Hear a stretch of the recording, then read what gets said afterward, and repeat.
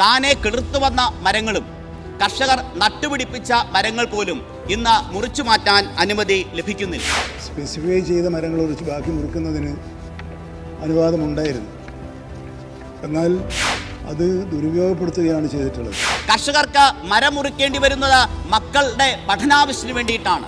ചന്ദന മരങ്ങൾ മുറിക്കുക എന്നൊരു ഭേദഗതി ബില്ലുമായി ഞാൻ വന്നിരുന്നു.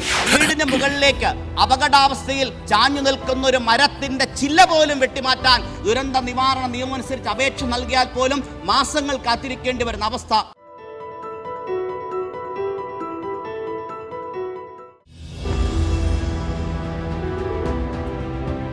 കേരളത്തിന്റെ മലയോര മേഖലയിലെ കർഷകർക്ക് സ്വന്തം പട്ടയ ഭൂമിയിൽ നിന്ന് മരം മുറിക്കാൻ അനുമതി ലഭിക്കാത്തതിനാൽ അവരനുഭവിക്കുന്ന പ്രതിസന്ധി പരിഹരിക്കണമെന്നും പതിറ്റാണ്ടുകളായി അനുഭവിക്കുന്ന മഹാസങ്കടത്തിന് പരിഹാരമുണ്ടാകണമെന്നും എന്ന സാമൂഹ്യ പ്രശ്നത്തിലേക്കാണ് സർക്കാരിൻ്റെയും സഭയുടെയും ശ്രദ്ധ ഞാൻ ക്ഷണിക്കുന്നത്. 1964 ഭൂപതിവ് ചട്ടങ്ങൾ അനുസരിച്ച് കർഷകർക്ക് കൈമാറിയ പട്ടയ ഭൂമിയിൽ വൃക്ഷ വിലയടച്ച് റിസർവ് ചെയ്ത മരങ്ങൾ മാത്രമല്ല, താനെ കിളിർത്തു വന്ന മരങ്ങളും കർഷകർ നട്ടുപിടിപ്പിച്ച മരങ്ങൾ പോലും ഇന്ന് മുറിച്ചു മാറ്റാൻ അനുമതി ലഭിക്കുന്നില്ല. എന്തിനു വേണ്ടിയാണ് മരം മുറിക്കുന്നത്? നമുക്കറിയാം, പരിസ്ഥിതി സംരക്ഷണത്തിൻ്റെ ഏറ്റവും ലക്ഷണമൊത്ത പാസ്വേഡാണ് കൃഷി. നമ്മുടെ പ്രകൃതിയെയും മണ്ണിനെയും കരളുറപ്പോടെ കാക്കുന്നവരാണ് കർഷകർ. കർഷകർക്ക് മരം മുറിക്കേണ്ടി വരുന്നത് മക്കളുടെ പഠനാവശ്യത്തിന് വേണ്ടിയിട്ടാണ്. സർ, ഒരു പുതിയ വീട് നിർമ്മിക്കാനായി അപേക്ഷ നൽകിയാൽ പോലും അനുമതി ലഭിക്കുന്നില്ല. കുഞ്ഞുങ്ങളുടെ പഠനാവശ്യത്തിനായി, മക്കളുടെ വിവാഹത്തിനായി, ചികിത്സയ്ക്കായി, കടം വീട്ടാനായി ഒക്കെ കർഷകർ അനുമതിക്കായി റവന്യൂ അധികൃതരെയും വനം വകുപ്പിലെ ഉദ്യോഗസ്ഥരെയും സമീപിക്കുമ്പോൾ ചട്ടങ്ങളിൽ വ്യക്തതയില്ല എന്ന് പറഞ്ഞുകൊണ്ട് പരസ്പരം പഴിചാരി കർഷകരുടെ മേൽ കേസെടുക്കുകയാണ്. സർ, ഈ പ്രശ്നം സങ്കീർണമായി വന്നപ്പോഴാണ് 2020 ഒക്ടോബറിൽ റവന്യൂ പ്രിൻസിപ്പൽ സെക്രട്ടറി ഇത്തരത്തിൽ 64 ഭൂപതിവ് ചട്ട നിയമം അനുസരിച്ച് കർഷകർക്ക് ലഭിച്ച പട്ടയഭൂമിയിൽ ചന്ദനം ഒഴികെയുള്ള മരങ്ങൾ, അതിൻ്റെ ഉടമസ്ഥാവകാശം യഥാർത്ഥത്തിൽ കർഷകർക്കാണ് എന്നും ആ മരങ്ങൾ മുറിക്കുന്നതിന് വേണ്ടി പ്രത്യേക അനുമതി ആവശ്യമില്ല എന്നും വ്യക്തമാക്കിക്കൊണ്ട് ഒരു ഉത്തരവ് പുറത്തിറക്കുകയുണ്ടായി. എന്നാൽ ആ ഉത്തരവ് ഒരു പ്രത്യേക സാഹചര്യത്തിൽ പിൻവലിക്കപ്പെട്ടതിന് ശേഷം ഇക്കാര്യത്തിൽ ഇതുവരെ പരിഹാരമുണ്ടാകുന്നില്ല.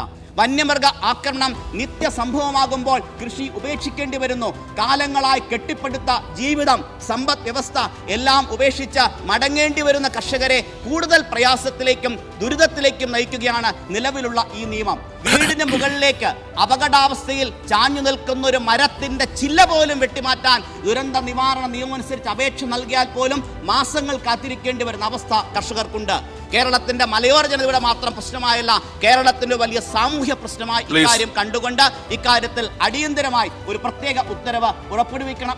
നമ്മുടെ സംസ്ഥാനം അഭിമുഖീകരിക്കുന്ന ഒരു വലിയ പ്രശ്നത്തിൻ്റെ ശ്രദ്ധയാണ് ഈ സഭയിൽ കൊണ്ടുവന്നത്. സർ, നേരത്തെ നിലവിലുള്ള നിയമപ്രകാരം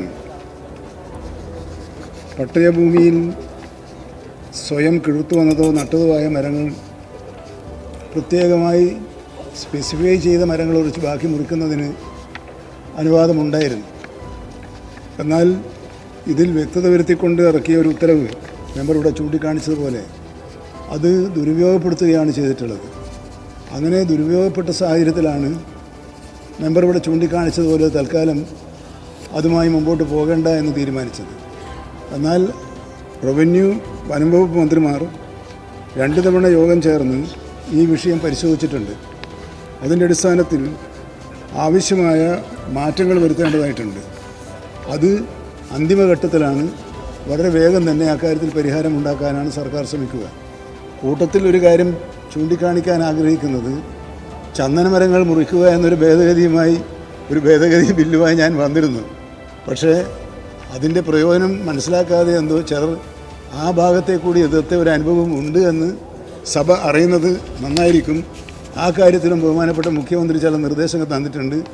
ആ ഭാഗം മാത്രം ഭേദഗതി ചെയ്ത് ഒരു പ്രത്യേക ഉത്തരവ് പുറപ്പെടുവിക്കാൻ കഴിയുമെന്ന് നിയമവകുപ്പുമായി ആലോചിച്ചുകൊണ്ടിരിക്കുകയാണ്.